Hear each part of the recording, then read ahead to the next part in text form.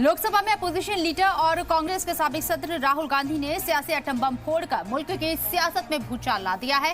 7 अगस्त को राहुल गांधी ने 1 घंटे 11 मिनट का सबूतों के साथ प्रेजेंटेशन दिया और वोटर लिस्ट में गड़बड़ी का इल्जाम लगाया। उन्होंने कर्नाटक, तमिलनाडु और हरियाणा में इलेक्शन कमीशन पर बीजेपी के साथ देने का दावा भी किया।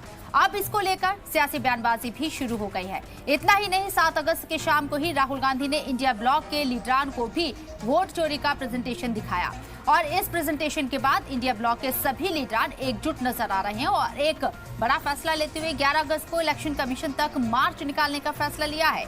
राहुल गांधी ने इलेक्शन कमीशन से सवाल किया है कि कई तारीखों में वोटिंग क्यों होती है, सर्वे, एग्जिट, ओपिनियन पोल से अलग नतीजे क्यों आते हैं, शाम 5 बजे के बाद वोटिंग टर्नआउट कैसे बढ़ते हैं, महाराष्ट्र में 5 महीने में 40 लाख वोटर कैसे बढ़े और इलेक्शन कमीशन सियासी पार्टियों को डिजिटल डेटा क्यों नहीं देता।